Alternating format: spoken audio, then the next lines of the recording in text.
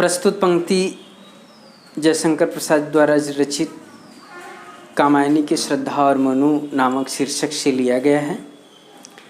इसमें जयशंकर प्रसाद जी इस संसार का मनोवैज्ञानिक कल्पना करते हुए संसार के बारे में वर्णन श्रद्धा और मनु के द्वारा इस संसार के सृजन के बारे में वर्णन कर रहे हैं। इसमें इन्होंने लिखा है कि जब पूरा संसार जलमग्न हो गया, जल प्लावित हो गया, तो उस समय इस संसार में, इस धरती पर मात्र दो लोग बचे हुए थे, एक श्रद्धा और एक मनु। मनु घायल होकर के एक शिलातल पर लेटे हुए थे और श्रद्धा ढूंढते ढूंढते जब मनु को देखती हैं तो उनसे कहती हैं, कौन तुम संस्कृति जल निधि तीर, कौन तुम संस्कृति जल निधि तीर। तो संस्कृति जल निधि तीर तरंगों से फेंकी मणि एक, कर रहे निर्जन का चुपचाप प्रभा की धारा से अभिषेक, प्रभा की धारा से अभिषेक। तो संस्कृति जल निधि तीर, तो संस्कृति का मतलब संसार, जल निधि का मतलब सागर। तो संसार रूपी सागर के तीर का मतलब किनारे पर, इस संसार रूपी सागर के किनारे पर तरंगों सी फेंकी मणि एक, तरंगों के द्वारा फेंके हुए मणि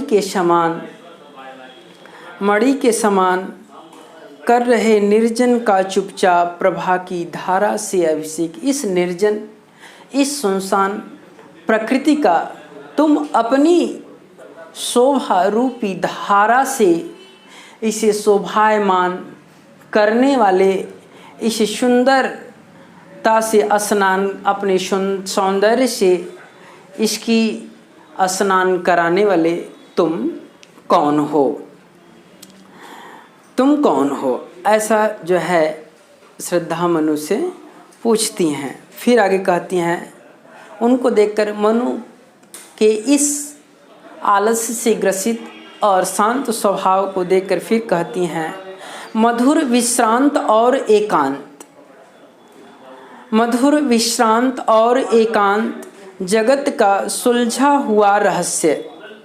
इस तरह से तुम एकांत में मधुर विश्राम कर रहे हो, इस संसार से थक करके इस तरह से आराम कर रहे हो एकांत में।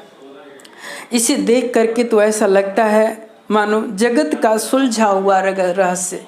जगत का मतलब इस संसार का पूरा रहस्य, संसार के पूरे यथार्थता के बारे में, संसार के पूरे रहस्य के बारे में तुम्हें पता हो।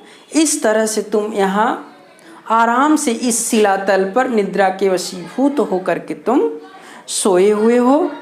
एक करुणामय, नीचे वाली पंक्ति में कहते, एक करुणामय सुंदर मौन और चंचल मन का आलस्य। एक करुणा से युक्त सुंदर मौन और इस चंचल मन को आलस्य के वशीभूत करके, आलस्य से ग्रसित करके तुम इस एकांत में, इस जन से रहित वातावरण में एकदम मधुरता से विश्राम कर रहे हो। ऐसा प्रतीत हो रहा है, ऐसा लग रहा है कि तुम्हें इस संसार के बारे में कि कल क्या होगा, इसके बाद क्या होगा, क्या होने वाला है, इस संसार के रहस्य में आपको पता है। इस तरह से तुम आराम कर रहे हो।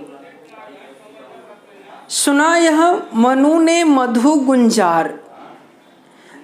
जब मनु श्रद्धा के इस मधुर बातों को जब सुनते हैं, सुना यह मनु ने मधु गुंजार।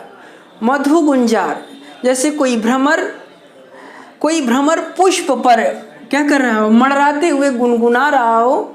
इस तरह से उस भ्रमर की तरह जब मनु ने श्रद्धा के मुंह से गुनगुनाहट को सुना, गुंजार को सुना, आवाज को सुना, मधुकरी सा जब सानन, जैसे कोई मधुकरी मधु को प्राप्त करके आनंदित हो जाती है, उसी तरह से मनु ने जब इस मधुर आवाज को सुना तो उसी मधुकरी के जैसा उन्हें, मधुकरी की मतलब भ्रमरी की तरह उन्हें आनंद की प्राप्ति हो गई कि ये मुख नीचा कमल समान, अपने मुख को कमल के समान नीचा किए हुए, कि ये मुख नीचा कमल समान, कमल के समान। तो यहाँ जो कमल समान है, कमल समान, तो यहाँ कमल समान में उपमा अलंकार हो जा रहा है, उपमा, क्योंकि यहाँ उपमेय का उपमान से समानता दिया गया है और यहाँ पे रूपक अलंकार हो जा रहा है, रूपक अलंकार और उपमा अलंकार।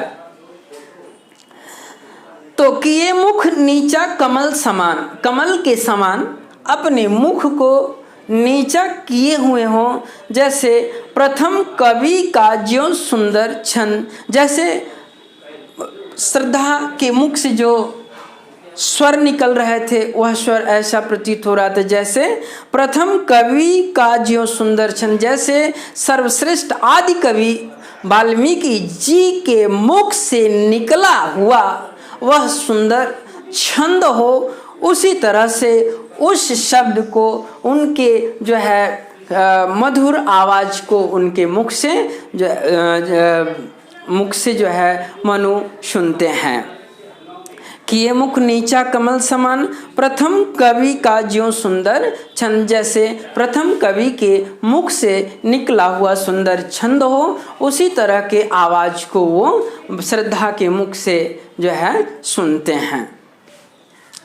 तो इन तीनों, आपके तीनों पदों में जो अलंकार है, वह तीनों पदों में जो अलंकार है वो रूपक अलंकार है।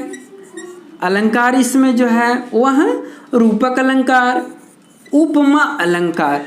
और कौन तुम संस्कृति जलनिधि तीर तरंगों से फेंकी, तो यहाँ अनुप्रास भी है, अनुप्रास तो रूपक, उपमा और अनुप्रास अलंकार। अब इसका रस जो है वो क्या है, रस श्रृंगार रस है। रस क्या है इसमें, श्रृंगार, समस्त पद में जो रस है वो श्रृंगार रस है। तो जब रस श्रृंगार है तो तब हम गुण की बात करते हैं, तो गुण इसमें हो जाता है माधुर्य, गुण इसमें हो माधुर्य, इसमें गुण माधुर्य। और इसकी जो भाषा है, इसकी जो भाषा है शुद्ध संस्कृत निष्ठ और खड़ी बोली एकदम। जितने भी आधुनिक कवि हुए हैं, जितने भी आधुनिक कवि हुए हैं, सब खड़ी बोली भाषा इनका, शुद्ध संस्कृत निष्ठ खड़ी बोली, ठीक है। तो और गुण जो है, गुण है माधुर्य, अलंकार क्या है, रूपक, उपमा, अनुप्रास, रस क्या है, श्रृंगार रस है। इसमें श्रृंगार रस क्योंकि नायक और नायिका यहाँ पे दोनों उपस्थित होती हैं, तो इसलिए यहाँ संयोग है, यहाँ संयोग श्रृंगार रस है, गुण माधुर्य हो गया। अब हम बात करते हैं शब्द शक्ति की, ये शब्द शक्ति। तो शब्द शक्ति की यदि हम बात करें तो लक्षणा है, लक्षणा और व्यंजना, लक्षणा और व्यंजना। और रचयिता की बात करें तो रचयिता इसके हैं जयशंकर प्रसाद, जयशंकर प्रसाद। कहाँ से लिया गया, कामायनी के श्रद्धा और मनु नामक शीर्षक से लिया गया, कामायनी, जयशंकर प्रसाद के कामायनी से रचित है। इस तरह से क्वेश्चन बोर्ड परीक्षा में आप लोगों से पूछे जाएंगे,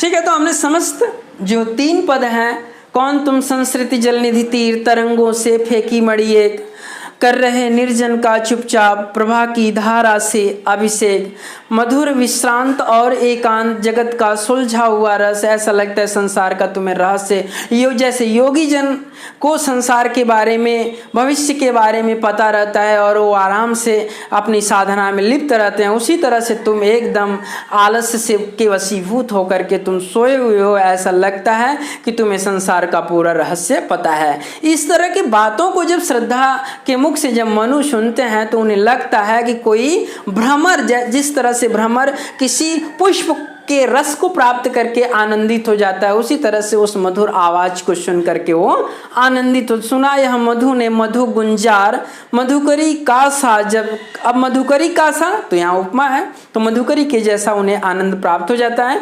कि ये मुख नीचा कमल समान, तो यहाँ उपमा अलंकार है, तो मुख के कमल के समान अपने मुख को नीचा किए हुए जो है प्रथम कवि का जो सुंदर छंद, ऐसा लग रहा था कि वह प्रथम कवि का सुंदर छंद प्रतीत हो रहा हो, मुख से निकला हुआ प्रथम छंद हो।